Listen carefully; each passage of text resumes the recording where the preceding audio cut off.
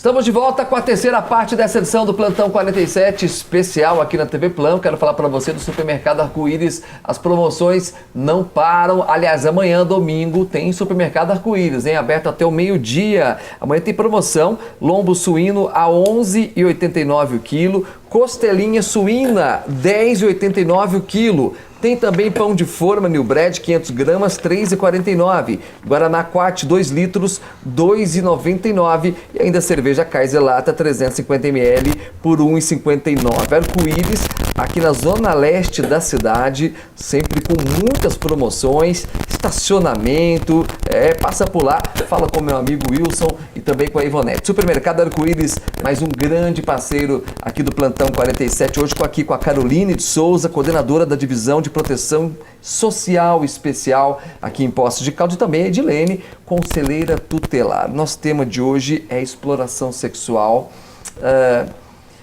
Existem vários tipos, né, de crimes, né, voltados para as crianças e os adolescentes, né? A exploração sexual não tem a ver com o abuso sexual. Não. São casos diferentes. Sim. Você quer falar? Explique. Bom, a exploração sexual é aquele movimento, né, assim, que a criança é exposta, né, vamos pensar provavelmente por algum adulto, a estar, assim, se expondo, vamos supor, a troca, sei lá, provavelmente de dinheiro, de algum recurso aí, e o abuso já é... A própria internet entra nesse bolo. Isso. Agora, o abuso já é a situação mesmo, que ele não precisa ter o ato ali consumado, assim, vamos pensar, a penetração, nem nada disso, mas existe esse envolvimento de um adulto, ou seja, assim, uma diferença assim, grande de idade para essa criança, onde vai ter esse movimento da ordem sexual, assim, né? Como inibindo, de repente, essa criança, constrangendo de alguma maneira, e sendo que a criança não está consentindo esse ato, né? Ela está aí contra esse ato, né? Assim, está sendo uma vítima dessa situação. Edilene, essa semana agora, nós divulgamos um caso aqui no Plantão 47, em que a criança estava sofrendo abuso, né, por parte do tio. Aliás, não por parte do tio, né, por parte do ex-companheiro, do ex-namorado da mãe. Né? E nos relatos dessa criança, ela sempre trouxe à tona de que, né, o agressor ali, ele ameaçava ela. Falava, olha, você não vai contar nada. Ele teria feito isso, né, por 2 anos seguidos. Você não vai falar nada, porque eu vou matar a sua mãe, eu vou matar alguém da sua família, né? Isso, de certa forma, né, acaba impedindo ali a criança, porque a criança ela não tem essa reação, ela não tem esse discernimento, poxa, ele vai matar realmente. Ela acaba aguentando calado ali, né? Sim, essa é uma estratégia muito usada pela maioria dos abusadores, dos violadores. Muito usada? Muito usada, claro, porque uma criança antes dos seus 12 anos, a gente considera como uma criança ingênua ainda. Então, quando esse abusador fala para uma criança, se você contar, eu vou matar a sua mãe, e usa palavras pesadas do tipo, eu vou cortar a sua mãe em pedaço, alguma coisa assim, a criança, obviamente, teme pela vida da mãe. E, obviamente, prefere sofrer calada do que perder a mãe, ou de ser culpada pela morte da mãe. Então, o abusador usa muito esse tipo de recurso, que é a chantagem, né? E com relação a abuso, até completando, o abuso sexual não é só aquele em que ocorre a penetração de fato, a conjunção carnal. O toque é um abuso. O toque é considerado um abuso. Com certeza. O agressor, o violador, que pega uma criança no colo, fica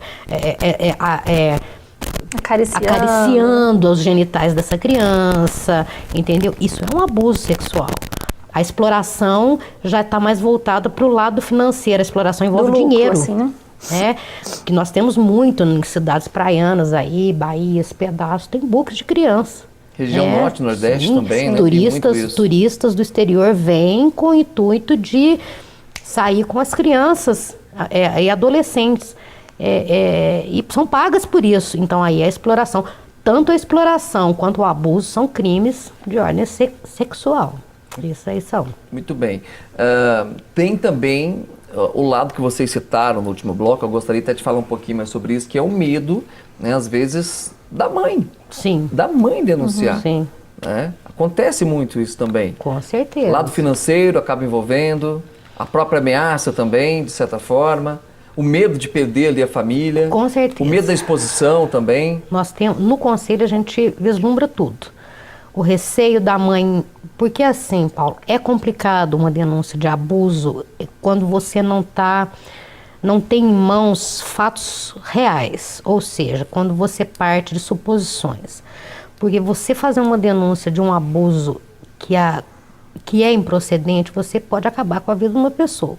Por outro lado, muito sério se isso. você não denuncia, você pode ser tão culpado quanto o violador. Porque às vezes os sinais que a criança emite, que tem alguma coisa errada, são muito sutis. Por isso que eu digo, a mãe é quem precisa visualizar, porque a mãe sabe o comportamento do seu filho. Então, por que não acontecem essas denúncias, como nós recebemos no conselho? Olha, conselheiro, eu não tenho certeza, mas está acontecendo isso. Então, aonde entra o conselho nisso? Colocar o caso para ser investigado. Encaminhar para o CRAS, para o CRES. Lá existe o psicólogo, lá existe o psicoterapeuta, lá existe o assistente social, entendeu? Que pode trabalhar essa criança, que pode tirar dessa criança com sutileza, com delicadeza, sem aprofundar esse trauma para saber se essa denúncia é ou não procedente. Mas isso vai chegar, de certa forma, na família, de qualquer maneira. Tem que ter uma técnica muito apurada para trabalhar num caso desse. Então, né? por isso que dentro do CREAS, assim, ele não vem de uma ordem investigativa. Nós vamos já lidar com o fato. Então, assim, só vai chegar no CREAS aquela situação já de violação. E nesse sentido, a criança, ela não está sozinha nesse acompanhamento. Então, a família está junto, porque justamente nós entendemos que existe toda uma fragilidade nesse seio familiar. Vamos pensar nesse exemplo de casos em que o abusador, a pessoa, enfim, ela está dentro desse seio familiar. Então, nós entendemos que essa família precisa de todo um aparato para suportar essa situação da violência, não só a criança, não só o adolescente. Então, essa família não está desassistida, né, de forma alguma. O nosso serviço, enquanto órgão mesmo, assim, para romper essa situação da violência, ele vai ter que andar junto com a família. Sim, porque quando nós aplicamos uma medida, um encaminhamento para a rede, nós colocamos medida protetiva para o núcleo familiar Então, é para a criança e o adolescente e o núcleo familiar, ou seja, todas as pessoas que estão envolvidas naquele trauma, naquela coisa. Dentro da casa ali. Sim. Isso. Sim. Esse aparato, né, assim, é justamente para fortalecer esses vínculos familiares, né? Se existia alguma situação de fragilidade, né? Assim, algo que estava muito velado. Então, assim, o nosso serviço, né, o CREAS, ele vem para dar esse suporte familiar, né? Assim, esse acompanhamento ali, justamente até para identificar essa dificuldade dessa mãe em ter o seu companheiro retirado do seu núcleo, ou, enfim, né, algum parente próximo. Então, até para que ela possa compreender também que aquele colega, aquele amigo da família, talvez, né, envolvido na situação. Então, assim, é importante que a família ela esteja junto no processo. Esse é o intuito, né, dentro do CREAS, esse acompanhamento familiar. Até porque, quando existe uma denúncia, né, não quer dizer que tem alguém culpado na história. Já aconteceu com vocês de receber a denúncia, irem, investigarem, fazendo todo o trabalho e, no final das contas, não deu em nada? Já aconteceu. Não teve abuso? Já aconteceu. Várias vezes também. Já havia denúncia de chegar aí no caso a gente vai até a Santa Casa, passa por médico, tudo, não foi constatado. Não foi constatado, foi apenas uma suspeita. Sim. O que de certa forma também não deixa de valer, né? Porque a pessoa estava atenta. Mas foi o que eu disse, às vezes é preferível pecar pelo excesso do que pela falta. É melhor a gente constatar, a gente verificar essa denúncia e constatar que ela é improcedente, do que não fazer nada e ver que aquilo era procedente, não foi feito nada. Então, assim, às vezes a gente fica até aliviado, né? Ter feito todo aquele trabalho, porque é Santa Casa, é polícia, é uma coisa toda. E chega no laudo, não é nada. Graças a Deus, entendeu? Graças a Deus. Então, às vezes, a gente pede, diante de qualquer suspeita, denuncia. Sempre denunciar. Porque é o que eu te falo, esse tipo de caso, Paulo, não é receita de bolo. Ah, a criança que está sendo abusada, ela fica muito no cantinho, ela olha para baixo. Não, isso pode ser um sinal de uma outra coisa. Quem vai determinar isso é um profissional. Então, qualquer alteração, qualquer coisa estranha, às vezes a criança leva para a mãe, verbalmente. Mãe, está acontecendo. A mãe se cala e fecha os ouvidos para a criança. Ah, você está fantasiando. Muitos casos a gente já pegou assim. E daí a criança está sozinha. Aí a criança vê, não, a mãe fica brava com a criança, porque a criança não vai falar de novo. A criança já fica se culpando ali, com né? certeza. Pela própria ação. E é uma das características das crianças que são submetidas a esse tipo de crime, é a culpa. Porque é passado, elas têm essa cultura de que aconteceu comigo porque eu provoquei, porque a culpa é minha. Como a gente já ouviu, não a quem posso, né? Em capacitações e tudo, a gente percebe que os violadores falam, ela se insinuou para mim. Como é que uma criança de 5, 6 anos se insinua? É muito sério. É muito doido. É muito doido. Olha só, eu quero falar para você da Oral Sim Implantes aqui em Poços de Caldas. São mais de 100 clínicas espalhadas pelo Brasil e Poços de Caldas foi presenteada com uma Oral Sim aqui na área central da cidade, na Correia Neto. Ligue agora no 35 3114 0300, mês das mães ainda.